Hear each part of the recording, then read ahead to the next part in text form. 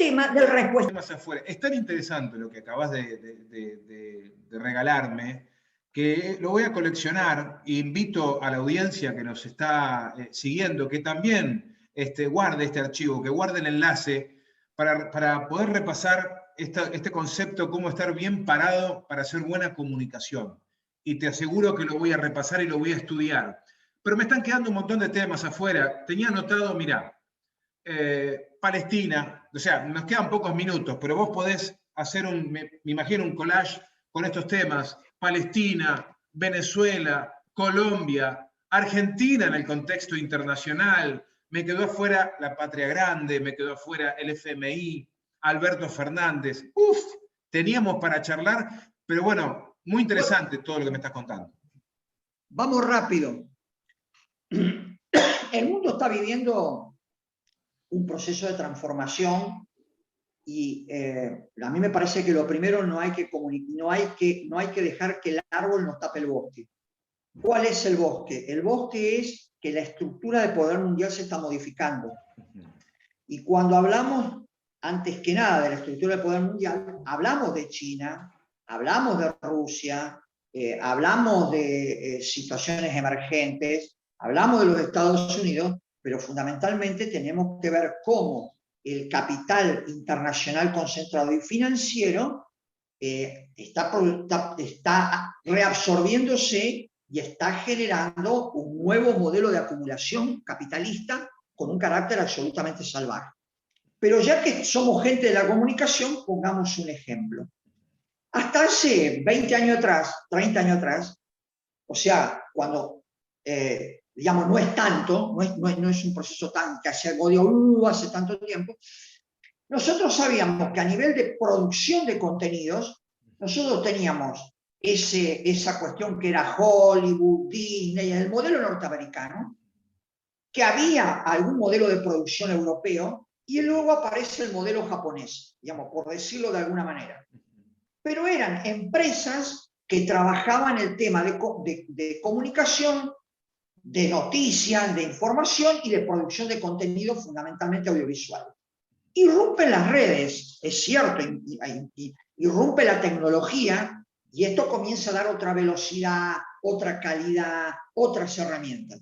Pero se empieza a producir otro proceso. El proceso es que el capital financiero se empieza a comer las empresas de comunicación. Y entonces vos tenías antes 10 canales de televisión en los Estados Unidos con diferentes dueños y ahora tenés uno solo que depende de un fondo que a su vez es uno de los fondos que activó contra Argentina por el tema de la deuda externa. Entonces, vos arrancaste de un ignoto lugar que no sabe dónde queda porque no está en ningún lugar del mapa, pero que tiene fortuna de dinero, que pasa a controlar contenidos y empresas, que a su vez todo eso es utilizado para mostrar un mundo, una realidad, pero que también juegan políticamente y económicamente porque apretan a los gobiernos que no quieren ser funcionarios de sus intereses. Entonces, para entender mejor, ¿hay un ejemplo? ¿Podés ejemplificármelo? Sí. ¿Un caso concreto de esto pero claro, toda la concentración que se ha dado con la Fox, con ESPN, mirá lo que está pasando en la Argentina. Vos antes tenías los canales perfectamente separados, ahora están todos complementados. Ahora, ¿por qué se complementan? ¿Porque tienen ganas de complementarse? No, porque tienen una misma cabeza arriba.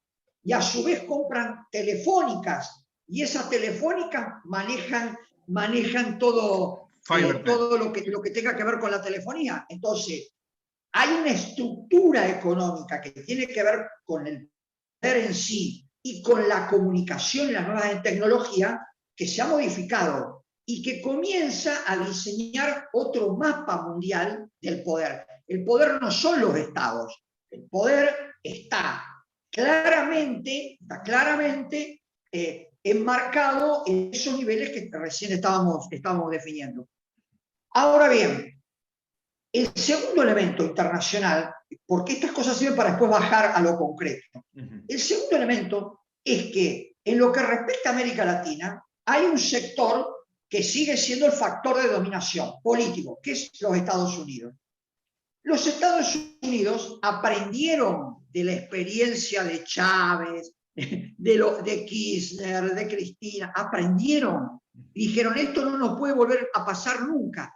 Y comenzaron a operar. Y comenzaron a generar nuevas herramientas, a volcar millones de dólares en la oposición, a fomentar fuertemente las iglesias evangélicas, a corromper a jueces. ¿Cómo? El lawfare, la guerra jurídica.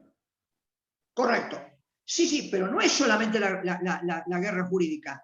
Hay que hacer alguna lectura. Fijémonos, la guerra jurídica termina en Brasil con siendo un emergente de un proceso donde, para poner un ejemplo, no solamente, pero donde la iglesia, para que se tenga una idea, las iglesias evangélicas terminaron teniendo diputados, senadores, gobernadores. Y para que se tenga una idea, que ya como me pedí ejemplo concreto, en algunos niveles del prime time de televisión, el canal de la Iglesia Universal tiene el mismo nivel o mayor nivel de audiencia que la Red Globo en Brasil o en varios lugares de Brasil.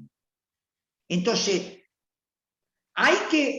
y acá viene, hay que, como desde el periodismo de la comunicación, analizar estos procesos, porque después todos esos sectores están en contra de cualquier discusión sobre el tema del aborto, en contra de cualquier discusión del tema de la tierra, están y empiezan a operar con la justicia, todo lo que tiene que ver con lo que se llama lawfare, y comienzan a tumbar a los gobiernos populares, amparados claramente por los Estados Unidos y por el Departamento de Estado. Ahora, primero este elemento. Algunas cuestiones puntuales. Hagamos un recorrido rápido. Ellos tienen una estrategia y la llevan adelante y aprovechan de nuestros errores. Ganaron en el Uruguay. No lograron que la gente de Rafael Correa ganara en Ecuador. ¿Sí? Están conteniendo de una u otra manera, intentándolo hacer, los fuertes reclamos y la lucha del pueblo chileno. Tumbaron a Fernando Lugo en Paraguay. Lograron tumbar, y acá viene una experiencia, al gobierno de Evo Morales, pero el altísimo nivel de organización del MAS y de otros sectores de izquierda permitió recomponer la situación. De la misma manera que en la Argentina también logramos reincorporarnos y tener una estrategia para ganarles electoralmente. Porque la discusión de quién manda a la Argentina es un rato largo, ¿no? Pasa por muchos otros carriles. Pero hablando en términos políticos electorales. Bien, entonces, pero a ver, y lo que pasó en Brasil, con Lula y con Dilma, ¿esto qué nos tiene que decir? Algo mal, Sergio. Los gobiernos populares, los gobiernos llamados progresistas, los gobiernos llamados de izquierda, algo mal hemos hecho. No es todo culpa de los norteamericanos, no es todo culpa del poder concentrado, no es todo culpa de los grandes grupos económicos. Algo en la relación con la gente, en la forma de construir, nos hemos equivocado. Ustedes fíjense, tenemos el caso de Venezuela.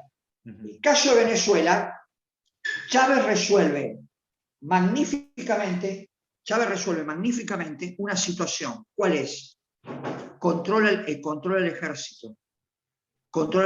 Las Fuerzas Armadas mayoritariamente responden a una visión nacionalista de izquierda, porque si no el chavismo como movimiento político no se hubiese podido sostener.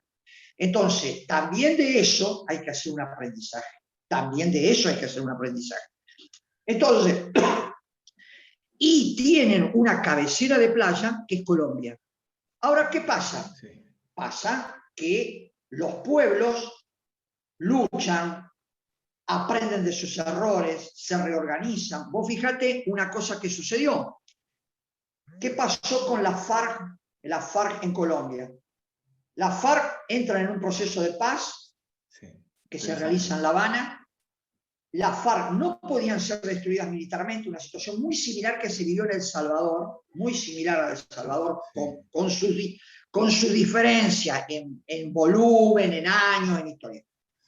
Que controlaban zonas rurales, pero a la FARC le mataron todos los dirigentes que tenían en las ciudades. Entonces se llega a un proceso de paz. Nunca la FARC pudieron asentarse como organización en las ciudades. Viene el proceso de paz y pasa lo que todos sabíamos que iba a pasar. Van a empezar a matar a los dirigentes de la FARC. Empezaron a matar a los dirigentes de la FARC, a los campesinos, a los de derechos humanos, a los dirigentes de los pueblos originarios. Van a matar la parte social. ¿Dónde matan fundamentalmente? En la zona del interior.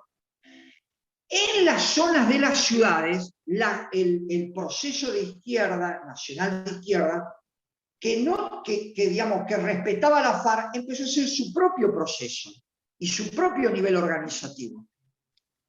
Hay que reconocer, fueron elecciones, ganaron ciudades, y están en un proceso de resistencia al peor modelo político-militar, que es el gobierno de Duque, que tiene una sintonía total con los Estados Unidos, con dos elementos: la cantidad de bases militares que hay en Colombia, 7. Y segundo, el tema de la droga. Está claro que la DEA protege en Colombia la salida de la droga a determinado tipo de lugares, sí, a determinado tipo de lugares no. Entonces, como pasó en la época de Evo en Bolivia. Entonces, nosotros tenemos que hacer un aprendizaje de todo eso, de las resistencias, de las cosas que hicimos bien, pero también de algunas cosas donde nos hemos equivocado.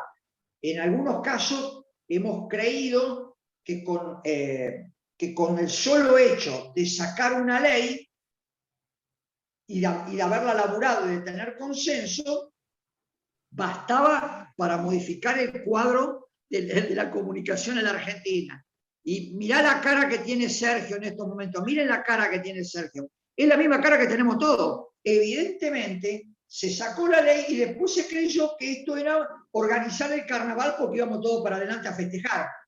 ¿Y el enemigo qué hizo? Empezó a discutir la vía judicial, cautelar. Empezó a no reconocer la resolución, se dio una estrategia. Entonces, me parece que, y vuelvo con el concepto, como en el mundo de la comunicación tenemos que hacer el aprendizaje, y si esa comunicación está metida en la política, es constitutiva del poder, nosotros desde los políticos tenemos que también reflexionar que algunas cosas han pasado.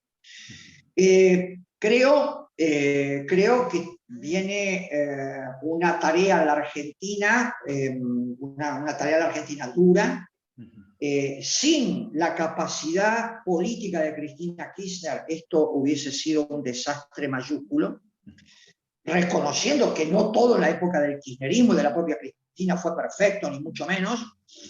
Uno formado en los 70 es muy crítico y autocrítico de un montón de cosas, pero evidentemente una mujer que ha sabido ver a la distancia lo que nadie veía y a desarrollar una estrategia y a patear el tablero, y como lo odiaba Evita, uno tiene que intuir claramente que hay que estar parado allí y hay que trabajar allí y desde allí y comprender que hay que sumar a todo ese proceso. ¿Por qué? Porque el Frente de Todo es un frente donde hay de todo. No es el Frente de Todo, es un frente donde hay de todo. Exacto. Como son los frentes. Sí. Pero claro, también hay muchas cosas por discutir, por debatir. Evidentemente, hay algunas cosas que las podríamos debatir de otra manera si no hubiese estado el COVID, porque seguramente grandes sectores del movimiento nacional popular, los sindicatos, las organizaciones, la gente del mundo de la comunicación, el movimiento de mujeres, un montón de cosas se hubiesen movilizado y hubiesen, por ejemplo, ido por el tema de la corte, para poner un ejemplo. Bueno, hoy nosotros sabemos que salir a la calle es que a lo mejor vos no te morís ni yo, pero se muere el de al lado. Entonces, es muy complicado trabajar esto. Por eso me parece que los análisis políticos y las señales de Cristina no es para decirle sí a todo, pero es para prestarle atención cómo está manejando los escenarios y dónde Cristina, y volvemos a la, pone lo importante y lo estratégico. ¿Cuáles son los temas que hay que abordar? ¿Y cuál es Cristina? Porque Cristina no habla. Y cuando habla dice algunas cosas, pero otras no las dice. Entonces nosotros queremos interpretar todo. Interpretemos lo que dice Cristina y pongámonos a laburar en eso. Ella en el balcón le decía, y acá hagamos autocrítica, le decía a la gente, hay que ir a laburar los barrios, hay que relacionarse con la gente, hay que trabajar mancomunadamente en las organizaciones, y la gente cantaba y al día siguiente seguía teniendo la misma práctica política. Entonces, ¿el problema era Cristina o éramos nosotros? Y no estoy hablando no estoy idealizando, ni mucho menos, estoy planteando una visión estratégica de las cosas que me parece que merece respeto. Entonces, hay que trabajar y hay que construir y hay que interrelacionarlo ¿para qué? Para que los sectores del Frente de Todos, que miran mucho más a la derecha, no sean y no tengan un peso, digamos, que haga tambalear mínimamente el rumbo en un momento que la situación económica está muy compleja por el campo minado que nos dejó el macrismo, primero y antes que nada, y después por el tema de la pandemia. ¿Cómo se llama? Traté de hacer un recorrido. Te contesto una última cosa que me pediste. Me lo pediste previamente, me la pediste ahora aquí. El tema de Palestina, el tema de Israel, de la Franja de Gaza y demás, forma parte de cómo los Estados Unidos entienden el tema estratégico en Medio Oriente, en Asia, en Extremo Oriente. Lo llevó a invadir Irak, a meterse en Siria, a estar en Afganistán, y todos sabemos que eso era por el manejo del petróleo y del gas, y que no se lo quedaron los rusos o los propios procesos nacionales, como era el de Gaddafi en Libia. Con Israel, Estados Unidos tiene un acuerdo estratégico. Y carnal. Un acuerdo estratégico de dominación. Entonces, solo la organización de resistencia del pueblo palestino, en diferentes formas, porque ahora es Hamás el cuco, pero durante un montón de tiempo fue la Organización para la Liberación de Palestina. O sea, y durante mucho tiempo fue Septiembre Negro. Siempre hubo un cuco, siempre hubo un monstruo, siempre estuvo el terror, estuvo por parte de esos grupos, y no con ellos que mataban chicos, entraban en territorio, fueron cooptando todo. Y vos ves hoy a los corresponsales que hablan de grupos terroristas. O sea, hay un proceso de resistencia del pueblo palestino. Y esto es lo mismo que como cualquier pueblo, cualquier proceso de resistencia. Yo siempre quiero con esto terminar por un tema fundamental que es el tema de la violencia. Quería contar una cosita.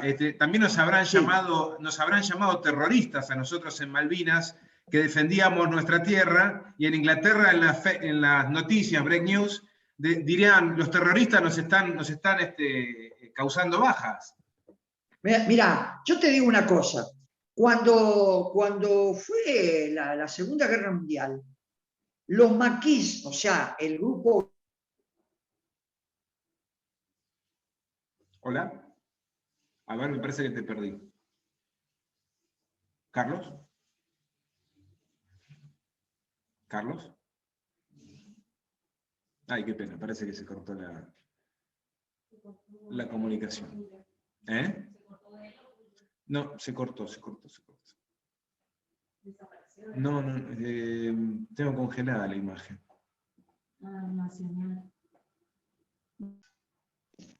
Ahí está. Estamos. Te decía, entonces, en el proceso de la Segunda Guerra Mundial, nunca se le dijo a la resistencia a los nazis que eran terroristas, por más que hacían acciones que volaban puentes, volaban trenes. ¿Por qué? Porque la historia, como dijo Lito Nevia, la escriben los que ganan. Entonces, acá hay una estrategia comunicacional que pone a los palestinos como los malos y a los israelíes como lo bueno. Entonces, toda acción violenta que hacen los israelíes está bien. Y todas las cosas que hagan los palestinos, ya sea tirar con una piedra contra un tanque, hacer una barricada o tirar un misil, lo hacen los malos, está mal, sos un terrorista. Entonces, ese simplismo en el análisis, para lo cual los yanquis comunicacionalmente son brillantes. ¿Por qué? porque siguen poniendo el nivel de análisis de lo bueno y lo malo. Entonces, si vos sos el malo, todo está mal, y si vos sos el bueno, todo se justifica.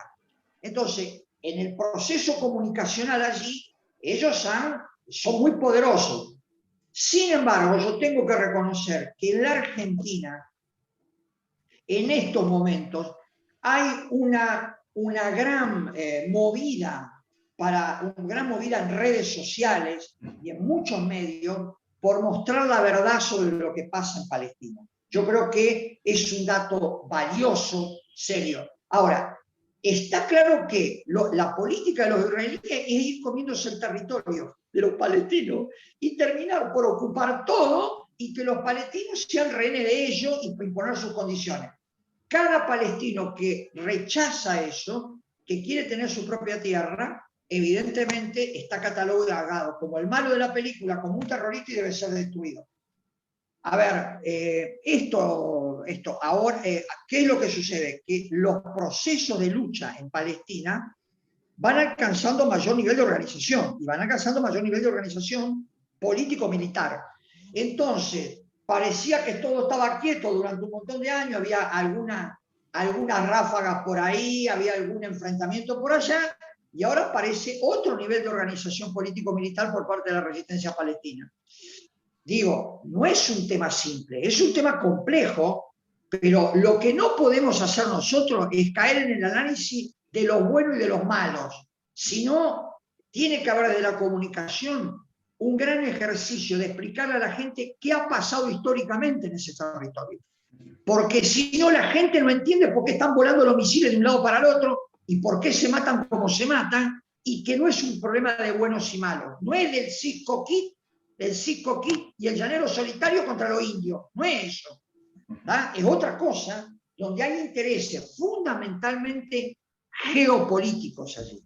No solamente de dominación de todo lo que significa la concepción del destino manifiesto. Explicamos lo del destino manifiesto. Acá ha habido muchos, pero pongamos 3 ejemplos. Los nazis, Estados Unidos e Israel comparten una teoría que es la teoría del destino manifiesto. Es un pueblo que está puesto en el mundo para cumplir un objetivo y todos los demás pueblos deben someterse a ello.